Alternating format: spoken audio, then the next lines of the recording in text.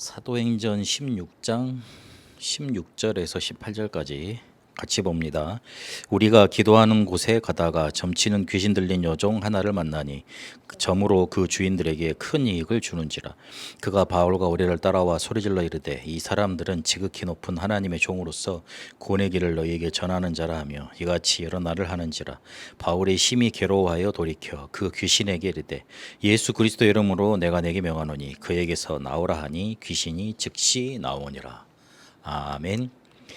바울이 귀신 들린 여종 하나를 만났는데 이 사람에 대해서 어떻게 기록하고 있냐면 점으로 그 주인들에게, 주인이 한 사람도 아니고 여러 명이었는가 봐요, 이익을 주는 자라 그랬습니다. 이게 경제가 되니까요. 그 사람이 귀신 들렸든지 말든지 이 사람들은 돈만 벌면 되는 거니까 그렇게 흑암 경제가 많습니다.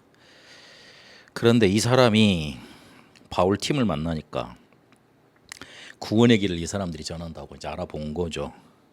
그랬는데 바울이 이제 기도하다가 이 사람에게 명한 게 아니고 그 사람 속에 있는 귀신에게 명했습니다.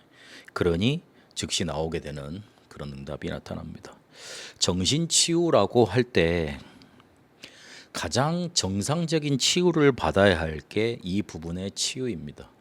영적인 문제도 그렇고 마음 그리고 정신의 문제도 그렇지만 마음 생활 그 생각의 문제도 그렇지만 특히 정신의 문제는 조금 가장 정상적으로 치유받아야 될 부분들이 많습니다.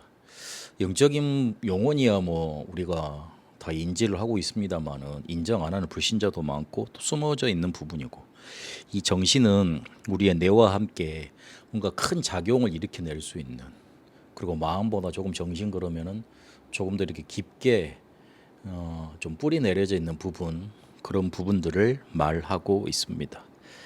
가장 정상적인 치유를 받아야 되고, 그리고 그 한 사람만 치유될 게 아니고 그 사람 배경, 가문, 그리고 가정, 주변에 있는 환경, 이런 것들이 다 살아나야지만 이 사람이 온전케 될 수 있습니다. 그래서 뭐부터 제일 확신을 해야 되느냐, 요한복음 9장 1절에서 3절에 있는 것처럼 하나님이 이 사람을 통해, 이 정신문제 걸린 이 사람을 통해 하시고자 하는 일이 있다, 이 부분에 대해서 확신을 가져야 됩니다. 이 부분 발견돼야 됩니다. 안 그러면 그 사람 때문에 온 가족이 피해 봅니다. 온 가족이 힘들게 되어 있습니다. 저희 이모도 이렇게 몇십 년간 정신지체 장애 갖고 계시거든요. 그랬는데 그 다른 친척들 내가 가만히 쳐다보니까 할머니 계실 때는 괜찮았는데요. 외할머니 계실 때는 괜찮았는데 그 뒤로 외할머니 돌아가시고 나면서부터는 이제 이제 그렇게 마음이 쏟아지진 않잖아요. 저희 어머니가 한 30년간 같이 이제 데리고 이제 집에서 사시고 그렇게 치유를 하고 있거든요. 그런데 우리 외할머니 살아 계실 때 할머니가 뭐라 그러셨냐면, 아직도 나한테 이제 기억나는 말 한마디가, 내가 너희 이모보다 하루만 더 살고 싶고 그렇게 하루만 더 살았으면 좋겠다, 이 말을 자주 하셨어요. 저는 이제 그 말을 잘 몰랐죠. 어릴 때니까. 그런데 이제 애를 낳고 자녀를 키워보고 사역을 하다 보니까 그 말이 어떤 의미인 줄 알겠더라고요. 장애를 가진 부모들이 공통적으로 하시는 말들이 그거더라고요. 그러니까 내가 없으면 저걸 어떻게 누가 보살펴 주겠냐, 이제 그런 거겠죠. 이제 부모로서의 마음 이해됩니다만은 그것보다 더 우선돼야 될 게 뭐냐면, 하나님이 이 정신 문제 있는 것 같고 장애 있는 이 사람한테 하나님이 하고자 하는 일이 있는 겁니다. 우리는 쉽게 말을 합니다. 남의 문제에 대해서. 이 사람이 죄 때문에 저렇게 벌 받는 거다, 다 그리 인식을 합니다. 그리고 저 사람의 문제가 혹시나 나한테 뭐 영향을 줄 거 아닌가.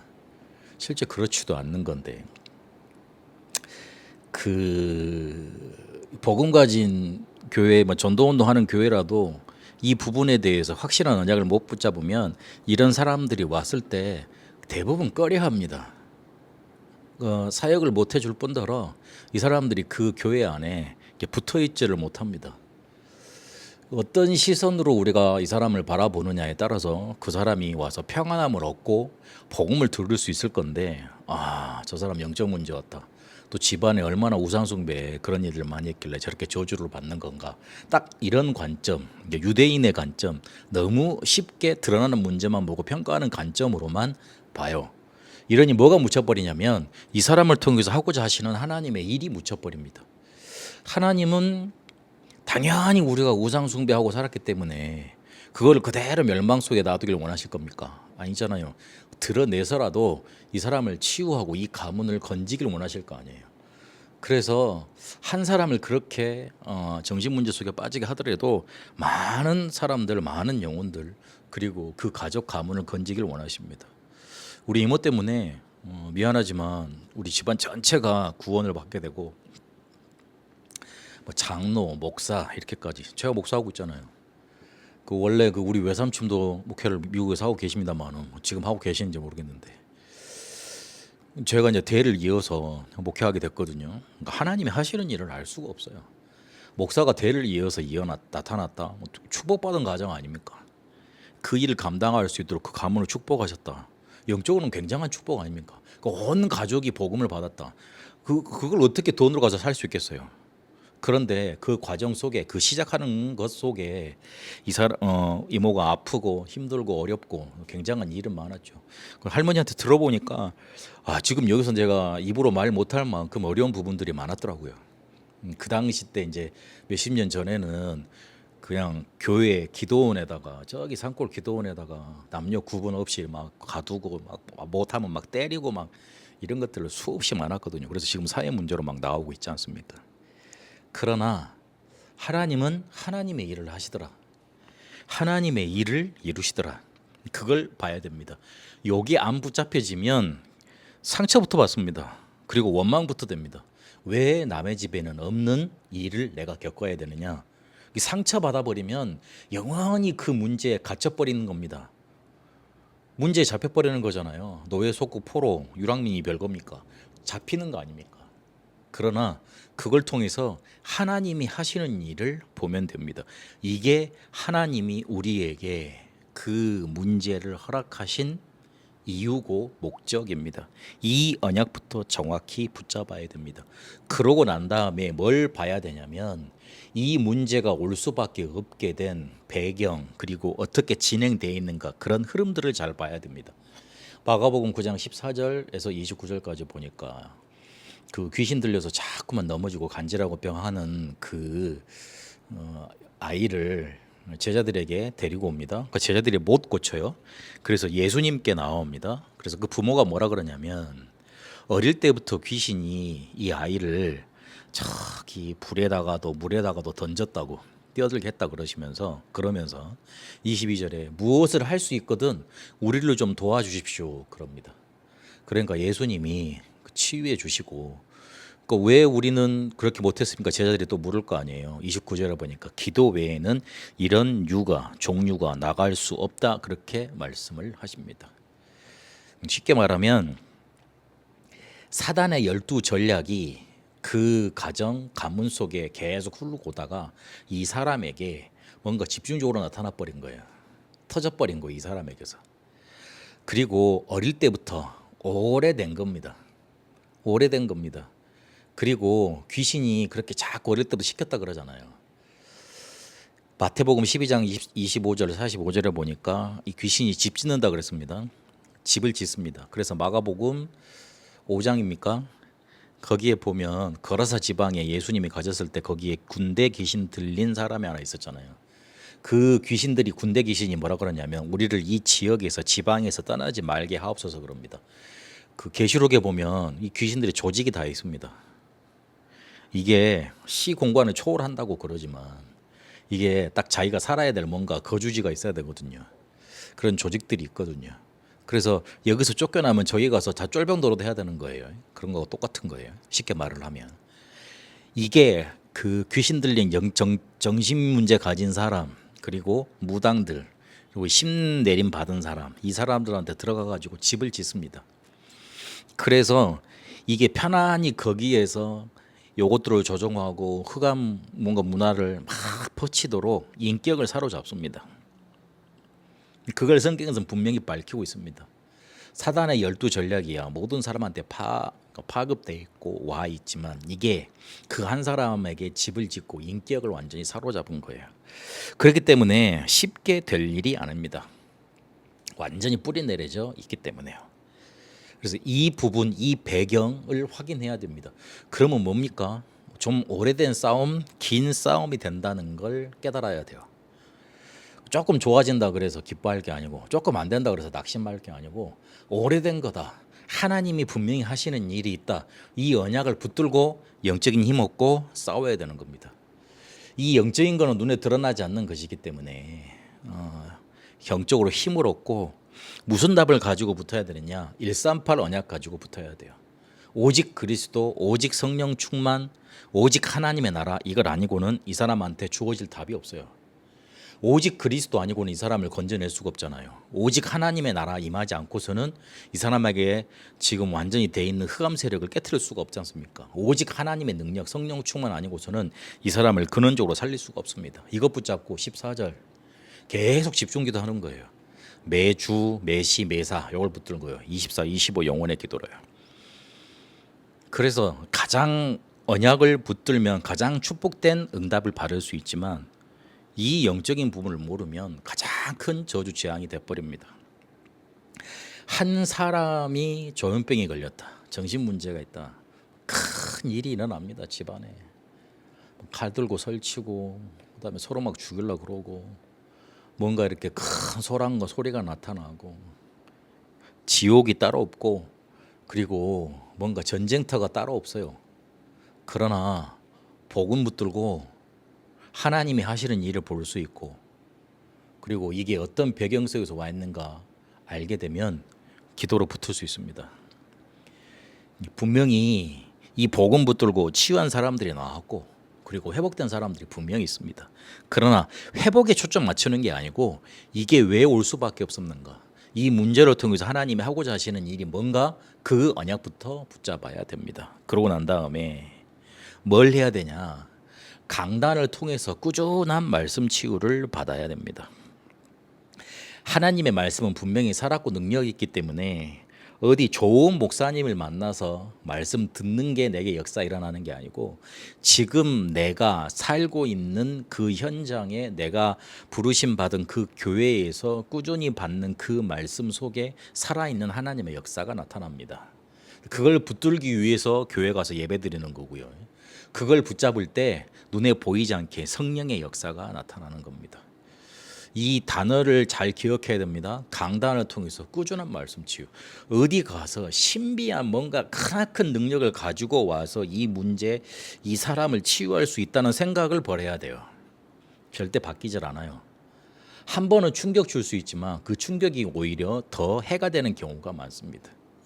그래서 조용하고 편안하고 자기가 계속 살아가야 될 그 환경 속에서 계속 말씀을 꾸준하게 받는 게 좋습니다. 됐다 그래서 또 안 받아버리고 조금 안 된다 그래서 또 집중적으로 받고 별 소용 없습니다. 그래서 강단을 통해서 꾸준히 말씀 치유 받아야 됩니다.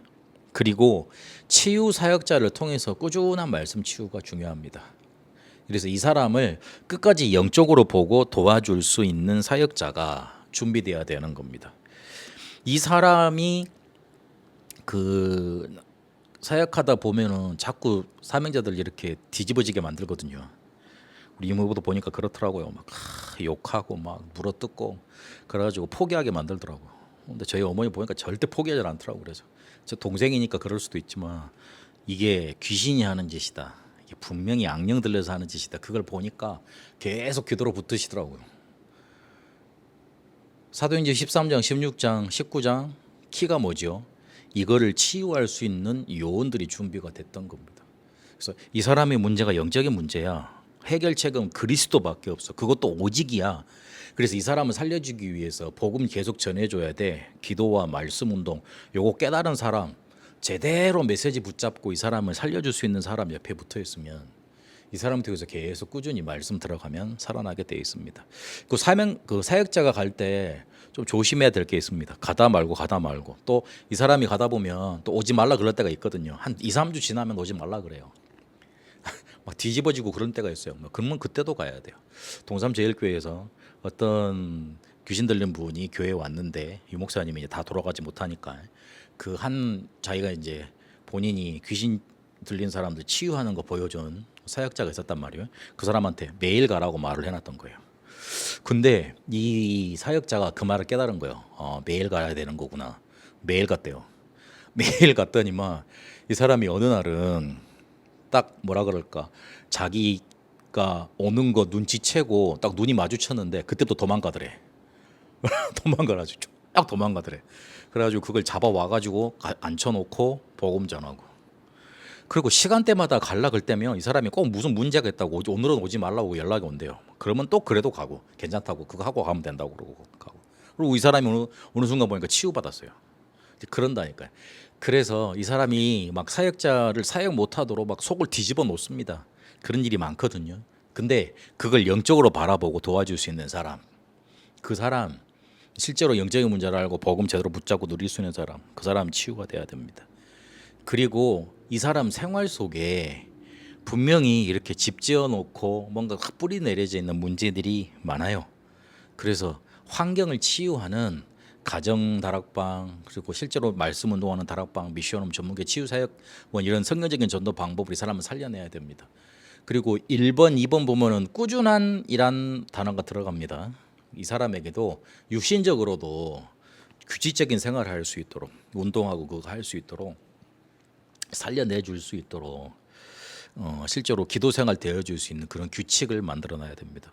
저희 어머니도 보니까 저희 이모하고 맨날 하고 똑같아. 아침 한 새벽 4시인가 일어나셔가지고 저희 집에 가면은 제가 잠을 늦게까지 못 자요. 아침 한 4시인가 5시인가 되면 이렇게 새벽기도 하시거든요, 집에서. 그거 하고 난 다음에 잠깐 운동하러 가시더라고. 그러고 난 다음에 집에 와서 집안일하고 또 오후에 예배 드리고 오후에 잠깐 쉬었다가 저녁에 또 예배 드리고 빨리 주무시고 계속 360을 계속 반복하는 거예요. 그러니까 어디 놀러 가시지도 못하셔. 계속 그걸 해야 되니까 그러시더라고요. 그런데 저 이모 가서 보면 제가 처음에 이모를 만났을 때보다도 이렇게 저도 알아볼 때도 많고 실제로 이렇게 뭔가 옛날 그렇게 했던 발작이 안 일어나는 거예요. 그 약을 그렇게 많이 안 드심에도 그렇게 되더라고요. 그래서 생활 치유 될 수 있는 부분까지 가야 됩니다. 그리고 이 사람이 적응할 치유를 받을 수 있도록 도와줘야 됩니다. 이 사람들이 정신이 계속 그렇게 붙잡혀 있냐? 그렇지 않습니다. 어느 순간에 제대로 돌아간 때가 있습니다. 그러면 그때 제일 허무합니다. 제일 낙심이 됩니다. 내가 왜 이럴까? 내가 왜 그런 짓을 했을까? 기억나는 경우도 있거든요. 그래서 이 사람을 도와줄 수 있는 가족 중에 사명자가 나와야 됩니다. 거의 대부분 가정에서 상처받아서 이걸 뭔가 이렇게 확 영적인 문제로 와서 돼 있는 경우가 많기 때문에 가족 중에 사명자가 나와서 이 사람을 사역자와 함께 도와줄 수 있고 영적으로 봐주고 도와줄 수 있는 사람이 나와야 됩니다. 그러면 됩니다. 그리고 이 사람들을 뭔가 크게 안 하더라도 치유사역은 뭔가 이렇게 시설에 조금 데려놓고 할 수 있는 적응 치유도 나와야 되고요. 그 가정을 통한 가족과 함께 이렇게 적응 치유가 이루어질 수 있도록 인도받아야 됩니다. 그것 때문에 RUTC가 만들어졌던 거고, 그리고 실제로 임마누엘 교회도 부산에 보니까 우리 그 사랑부 랩런트들 그거 수용할 수 있는 그런 시설부터 먼저 만들다 그러더라고요. 그래서 이런 치유가 받아져야 됩니다. 그리고 항상 이거는 마음속에 붙들어 놓고 있어야 됩니다. 오직 그리스도만 해결자다. 의사 도움도 받아야 되고 많은 치유 이런 것들 도움도 받아야 됩니다만은 이 사람에게 근본적으로 붙잡혀 있는 것은 악령의 세력입니다. 자폐 그리고 발달장애 그런 장애하고 귀신 들린 거하고는 다릅니다. 그 발달장애 친구들은 뭔가 이렇게 한번 꺾이면 이렇게 수긍하고 들어오는 거 있다 그러더라고요. 근데 귀신 들러 놓으면 그렇게 되질 않아요. 성인 4명이 달라붙어도요 제어가 안 돼요. 그 힘이 센 겁니다. 그러면 그거 가지고 막 하다가 이렇게 막 사람들 때리고 뭐 문제 일으키고 나중에 그게 계속 발전합니다. 그럼 범죄까지 갈 거 아닙니까? 그래서 결국에는 가둬놔야 되는 수용시설에 갖다 놔야 되는 그런 뭔가 이렇게 괴물스러운 뭔가 문제로 발전되게 돼버리는 겁니다. 그러니까 뭔가 제어할 수 없는 지경까지 이렇게 돼버리는 거예요. 그래서 거라사 지방에 있는 사람을 쇠사슬로 묶어놨다 그랬잖아요. 그래서 오직 그리스도만 해결자입니다. 이 사단과 이 귀신 이것들은 오직 그리스도 예수 앞에만 무릎 꿇습니다. 오직 복음 앞에만 무릎 꿇습니다. 그래서 이걸 붙들고 붙어야 됩니다. 하나님이 저주 재앙을 주신 게 아니고 그걸 허락하신 게 아니고 하나님의 큰 계획이 있습니다. 혹시 집안에 정신 문제가 있다. 우리 어머니 아버지 이런 문제로 고생을 하셨다. 우리 집안에 이런 배경이 있다. 큰 계획을 찾아내야 됩니다. 하나님이 21세기에 이 말세 시대에 영적으로 정신적으로 확 사람들 병들어 가는데 거기에 큰 복음의 문을 여시려고 우리 집안 그리고 나를 선택하신 겁니다. 그런 빛의 파수꾼으로 선택하신 겁니다. 그래서 그거를 정확한 언약으로 붙들어야 됩니다. 우리 집안의 환경이 아무리 그래도요, 하나님이 내게 주신 언약을 이기지 못해요. 내가 아무리 불신앙하고 낙심돼 있어도요, 하나님이 내게 주신 언약을, 복음을, 그 계획을 이기질 못합니다. 그래서 하나님의 큰 계획을 찾아내야 됩니다. 제가 복음을 받았는데 복음을 받고 나서 저희 아버지 막 이렇게 그 술에서 회복되시고 집안이 평안과 임하고 그러는데 그 뒤에 응답이 많이 왔냐? 그렇지 않아요. IMF가 터져가지고요. 저희 아버지 하시는 사업도 망하고 집안에 막 빨간 딱지 붙고 막 난리가 아니더라고요. 그리고 저희 동생도 뭔가 영적인 문제 오는 것 같고 저희 집안에 막 저희 이모 와 있고 막 그러니까 뭐 뭔가 이렇게 막 난장판일 거 아니에요. 제가 이제 그 속에서 이제 사역을 하고 그래야 되니까 교회 가도 힘들고 어디 가도 힘들고 그러더라고요. 근데 제 마음속에 하나님이 헐 탁 언약을 붙잡겠시냐면 내가 정말 복음을 붙잡았다면 아니 하나님이 내게 복음을 주셨다면 이대로 끝나지 않을 것이다. 여기서 끝나지 않을 것이다. 그걸 계속 내가 고백하게 하고 그 믿음을 제게 허락하시더라고요. 순간 보니까 그게 다 응답의 발판으로 바뀌어 있는 거 있죠. 나를 손가락질하고 실패한다고 수많은 사람들이 그랬어요.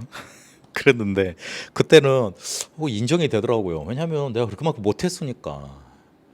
좀 어디 교회에서 사역을 초청을 받고 그러면은 그 뭐야 이렇게 일반적인 논리로 싹값을 해야 될 거 아닙니까? 뭐 사례비 값을 해야 될 거 아닙니까? 뭐 그건 전혀 그거를 못하고 이렇게 살았으니까 잘 안 되더라고요. 그런데 내 마음속에 하나님 나는 이렇게 살고 싶지 않습니다. 나는 복음 전한 전도자로 살고 싶습니다. 자꾸 그 언약 붙들게 하시더라고요. 그런데 그렇게 나를 저주했던 사람들 말대로 내가 되지 않고 제가 어디 한 나라 이렇게 복음 전하러 다니는 그런 축복까지 받게 됐습니다. 그래서 언약이 이기지 지금 내가 갖고 있는 문제가 나를 삼키지 못합니다. 우리가 복음 가진 사람이라면 언약 있는 사람이라면 그래서 언약 붙잡아야 돼요. 그리고 이 정신치유 대상자하고 혹시 집안에 있다고 할 때 오래된 것이기 때문에 영적으로 붙어야 됩니다.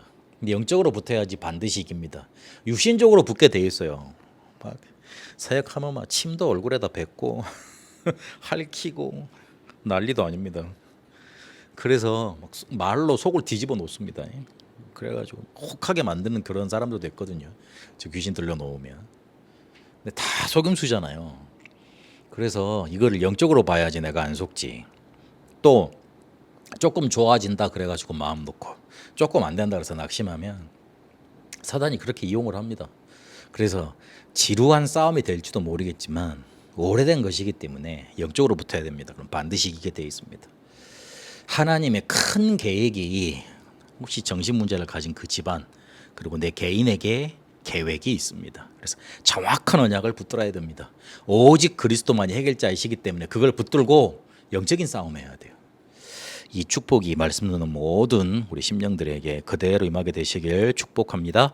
살아계신 하나님, 이 정신치유의 문제를 놓고 하나님의 큰 계획을 찾는 말씀 붙잡게 하시니 감사드립니다.